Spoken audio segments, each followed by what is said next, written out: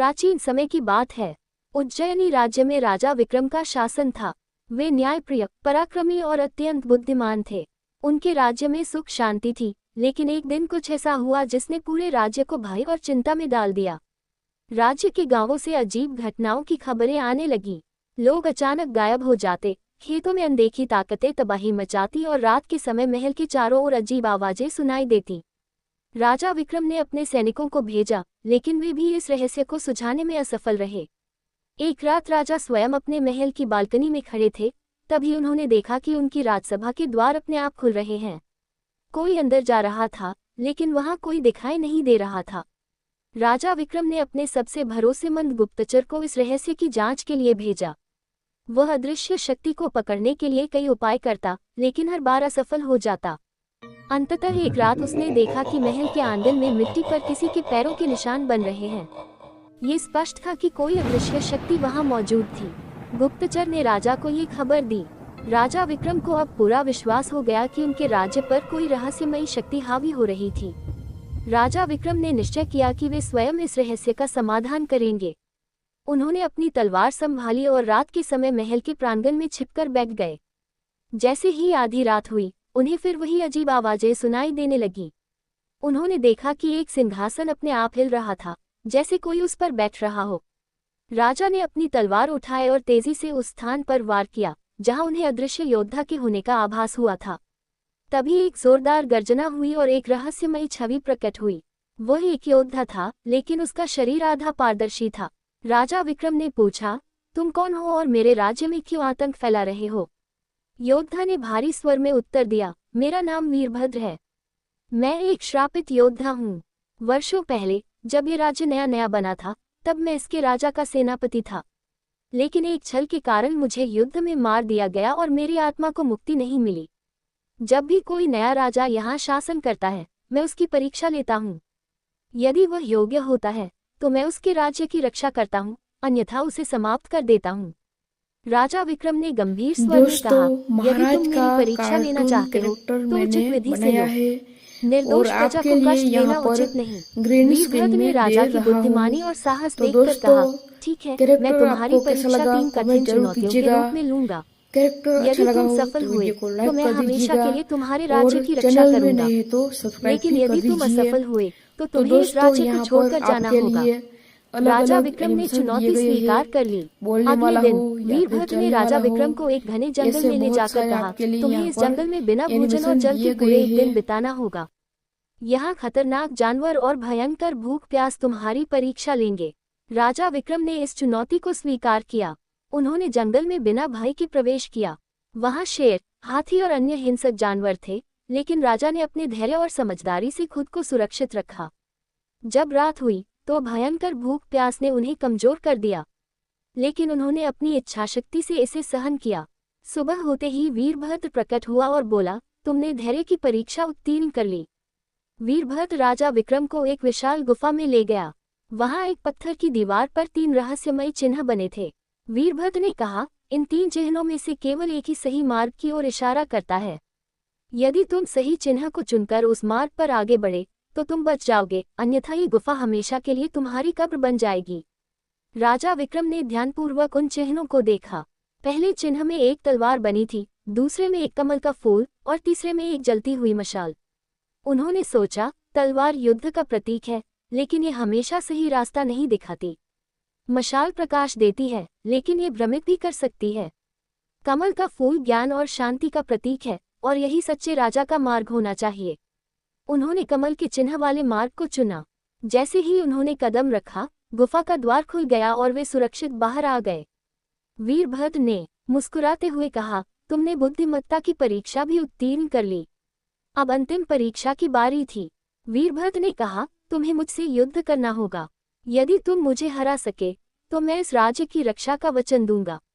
राजा विक्रम ने तलवार निकाली और वीरभद्र के साथ युद्ध शुरू हुआ।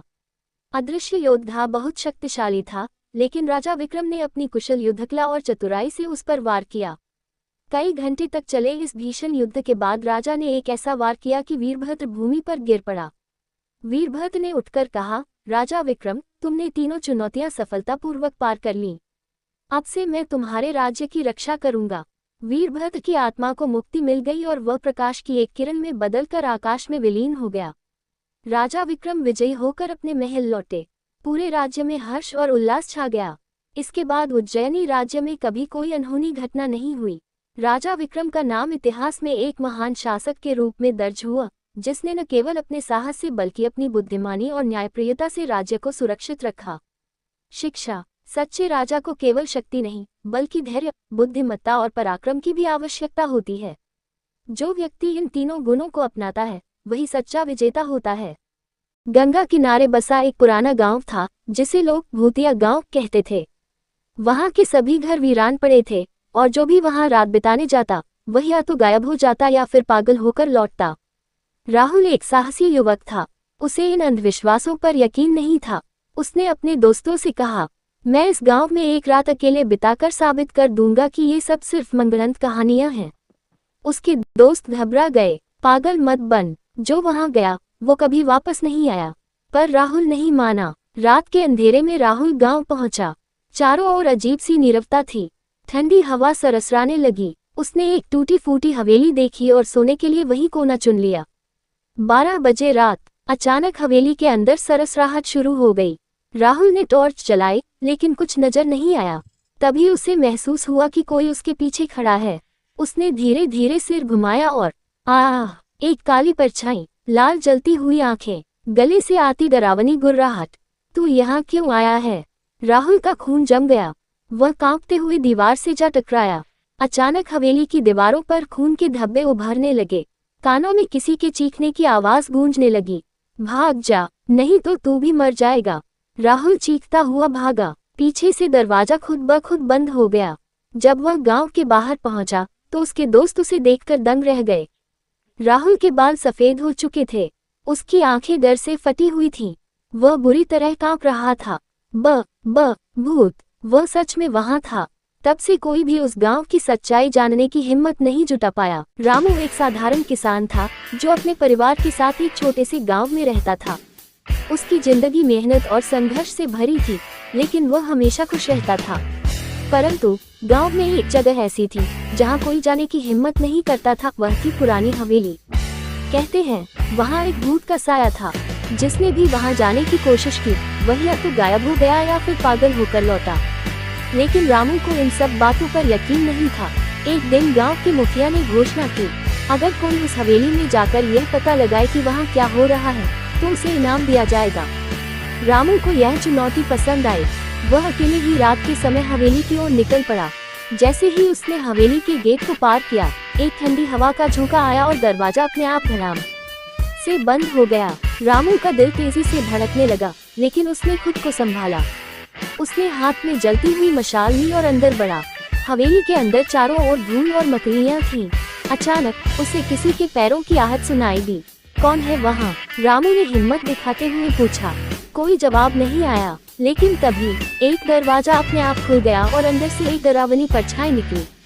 उसकी लाल लाल आंखें चमक रही थी और वह सीधी रामू की ओर बढ़ रही थी। रामू के होश उड़ गए, लेकिन उसने डरने के बजाय हिम्मत दिखाई। उसने मशाल उठाए और सीधा भूत की ओर बढ़ा। तभी एक तेज चीख गूंज उठी, बचाओ! रामू को समझ नहीं आया कि भूत डर क्यों रहा है। उसने गौर से देखा तो पाया कि वह असल में कोई इंसान था, जो भूत बनने का नाटक कर रहा था। रामू ने उसे पकड़कर जोर से कहा, सच सच बता, तू कौन है और यहाँ क्या कर रहा है? डर से कांपते हुए आदमी ने बताया कि वह एक ठग था, जो गांव वालों को डराकर उनकी कीमती चीजें चुराता था। रामू ने उसे पकड़कर गांव के लोगों के सामने लाकर खड़ा कर दिया। सब लोग हैरान रह गए कि जिस भूत से वे इतने सालों से डरते आ रहे थे, वह असल में एक धोखेबाज इंसान था।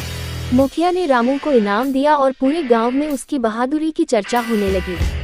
रामू ने साबित कर दिया कि डर से बड़ा कुछ नहीं होता, बस हिम्मत से सच को सामने लाया जा सकता है। सीख: डर सिर्फ एक भ्रम है, सच्चाई को जानने के लिए हिम्मत जरूरी होती है। गांव में रहने वाला रमेश एक गरीब लेकिन लालची किसान था। एक दिन जब वह खेत में खुदाई कर रहा था, अचानक उसे एक चमकती हुई मुर्गी मिली। उसने आंखें फाड़कर देखा और चौंकते हुए बोला, अरे, ये कैसी मुर्गी है? अगले ही दिन जब मुर्गी ने सोने का अंडा दिया, रमेश उछल पड़ा, सच में ये तो कमाल की चीज है। अब वह रोज सोने का अंडा बेचकर अमीर बनता जा रहा था। लेकिन धीरे धीरे उसके अंदर लालच बढ़ने लगा। अगर यह रोज एक अंडा देती है तो इसके पेट में और भी होंगे, क्यों न इसे काटकर सारे अंडे एक साथ निकाल लूं। उसने सोचा और बिना समय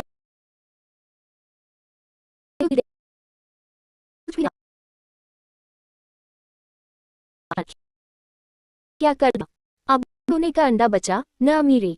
वह फिर से गरीब हो गया और रोने लगा। शिक्षा, लालच का फल हमेशा बुरा होता है। हमें धैर्य और संतोष रखना चाहिए, वरना पछताना पड़ता है।